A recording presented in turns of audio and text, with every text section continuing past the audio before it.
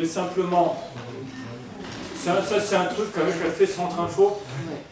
Et qu'une fois qu'on le regarde comme ça, c'est dit, oh là là, prise de tête. Mais vous savez que, peut-être que vous ne le savez pas, s'il y a des entreprises dans la salle, vous avez versé une cotisation au 31 février pour l'année 2018. Et vous allez être soumis à une deuxième cotisation au mois de septembre. Et cette cotisation au mois de septembre, c'est 75% de votre masse salariale brute qui sera cotisée. Donc, on reste sur les 1%. Ce que vous avez sous les yeux, c'est la répartition qui va être proposée cette année, et donc les enveloppes qui vont être disponibles pour financer le système en 2019. Vous avez, si je retrouve, voilà, donc ici, cette année, c'est l'OPCO encore qui va collecter au mois de septembre, et l'OPCO, en fait, va garder 20% là, de la somme, là, des 75% qui vont être collectés, et va le répartir sur 3 enveloppes. L'alternance, le CPF, donc je répète, c'est l'OPCO qui finance le CPF en 2019, et une troisième enveloppe qui est tout ce qui est entreprise de moins de 50. Si vous regardez ici, 428 millions, 142, 142, c'est les sommes qui vont être dans le système. 80% de ces sommes-là vont aller à France Compétences, qui va reventiler après. Si je regarde mes enveloppes, CEP, il y a un peu d'argent, CPF de transition, donc ce qui succède au CIF, 516 millions. Juste pour comparaison, 2018, c'était 850 millions de financement pour le CIF. Mais comme un salarié a obligation, s'il veut faire un CPF de transition, de mettre son CPF, il y a une partie des sommes qui sont là, qui vont se retrouver sur le CPF de transition. D'accord ? Donc là, deuxième gros effort, 35 millions, là, c'est pour le CPF smartphone là, qui va sortir à la fin de l'année. Une première enveloppe. Et vous voyez que la deuxième grosse enveloppe, qui est l'enveloppe principale de France Compétences, c'est 551 millions pour l'alternance. Si vous prenez les 551 millions de France Compétences et les 428 millions, qui seront dans les opérateurs de compétences, vous avez à peu près 1 milliard en 2019 qui va être fléché vers l'alternance. Et on voit bien la priorité 2019. Deuxième priorité, c'est le CPF de transition, 516 millions, même si les sommes sont inférieures à avant. Le reste, c'est beaucoup moins important. Donc ça, c'est les sommes qui sont réparties. Si vous allez sur, je crois que c'est maintenant en ouvert, alors je dis, si ça vous intéresse, parce que comme les réseaux sociaux, ça a du bon, là j'ai une page LinkedIn où je mets pas mal d'informations que j'ai à disposition. Donc vous devriez retrouver ces choses-là aussi sur les réseaux sociaux. Parce que ce qui est payant quand vous allez sur le site de France Info, Centre Info, devient par moment gratuit quand vous êtes sur les réseaux sociaux. Donc essayez d'utiliser ça intelligemment. Ce qui me permet donc, j'ai parlé de 10 milliards tout à l'heure. Donc ça, c'est l'année 2019. Il y a un décret qui a décidé jusqu'en 2022 les sommes qui vont être prélevées sur les 10 milliards pour financer la formation des demandeurs d'emploi. C'est des enveloppes qui sont stabilisées. Vous avez la 2021, 2022, vous avez 2019, etc. On est à peu près aux alentours d'1,6 milliard. Ces 1,6 milliard là vont permettre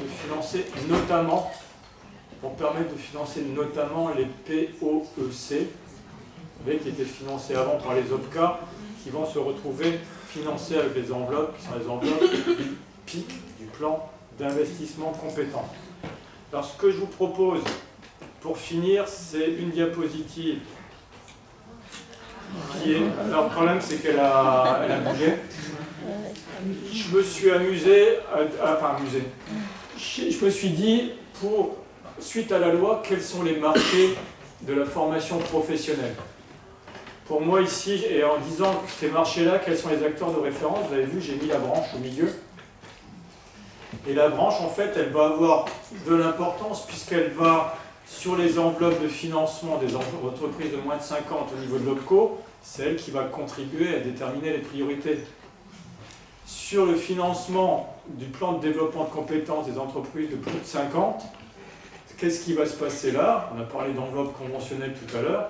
Elle va contribuer à financer le plan de développement de compétences des entreprises.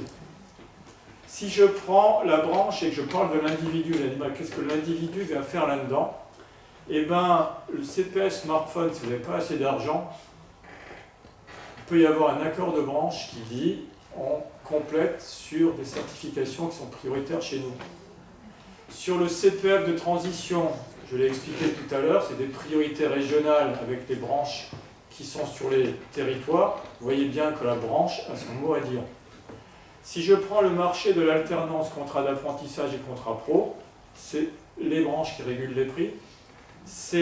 Pour les contrats pro, c'est les branches qui continuent à pouvoir déterminer des tarifs de prise en charge en fonction des priorités qu'elles auront déterminées. Et sur ProA, j'avais vu des questions. Alors ProA, c'est un peu compliqué. Hein. Vous savez qu'au niveau de France Compétences, ils n'ont pas réussi à se mettre d'accord sur quand ils reventilent l'argent pour ProA, quelles sont les sommes. Ils ont fixé un plafond à 2500 €, qui correspondrait grosso modo à 200 ou 250 heures à 9 € de l'heure. Et en sachant que le ProA, c'est pour des niveaux qui sont des niveaux BTS licence pro maximum, avec une obligation de finalité qui est un diplôme ou un titre, minimum 150 heures de formation, 6 à 12 mois, et avec un avenant au contrat de travail qui est signé entre l'employeur et la personne qui part en ProA. Ça n'a strictement plus rien à voir avec la période pro. Donc ça, c'est mon troisième marché. Mon quatrième marché, c'est le marché public. Le marché public, c'est justement financé avec le PIC, mais les branches ont de l'importance là-dedans. Pourquoi?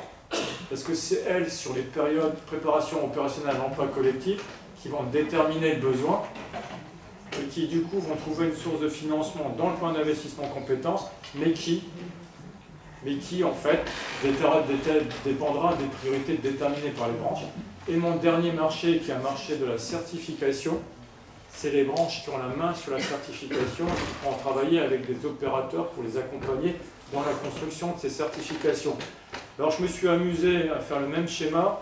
J'ai mis organismes de formation au milieu. Vous voyez quels sont les marchés des organismes de formation demain. Je suis vraiment désolé parce que je sais pas si c'est le passage d'un ordinateur qui a dû faire ça. C'est l'ordinateur de l'IRA qui est sous Linux. C'est ça. Et donc là, vous avez voilà ça. Et je voudrais terminer mon intervention de cet après-midi sur ça. On est parti des opérateurs de compétences. Le thème était opérateur de compétences. Vous avez bien compris que l'opérateur de compétences n'est qu'un carrefour au milieu de différents enjeux. Ça part de l'entreprise, ça part de l'individu, ça part du territoire. Et derrière, tous ces marchés-là sont des marchés où des organismes de formation, des individus se retrouvent maintenant pour pouvoir construire des modèles économiques et des parcours différents de ce qui était la logique précédente.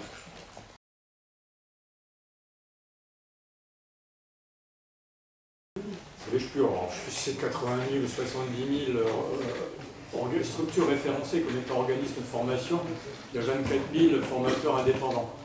Donc on a déjà un gros écrémage, puisque vous savez qu'il y a le critère qualité, qu'on passe par on a arrêté avec Datadoc, il y a le COFRAC qui labellise les établissements, et chaque organisme de formation doit être audité par un organisme labellisé par le COFRAC. C'est entre 1 500 à 3 000 € ou 5 000, je ne sais plus. Donc c'est une somme. Donc il y a un certain nombre d'organismes qui ne vont pas y aller, et notamment les formateurs indépendants. On a un système. J'ai fait une comparaison osée, c'est avec la grande distribution.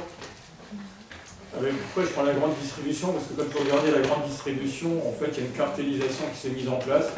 Il y a des anciennes que vous trouvez dans l'Est, que vous n'avez pas trouvé en PACA, des endroits que vous trouvez dans le Nord, que vous n'avez pas trouvé ailleurs. Mais c'est à un moment donné un partage de marché qui s'est fait. Je pense qu'in fine, on va aller effectivement vers une réduction des normes d'organismes de formation. Quoique, à travers l'apprentissage et la possibilité laissée aux entreprises d'ouvrir leur CFA, on risque d'avoir des vocations nouvelles.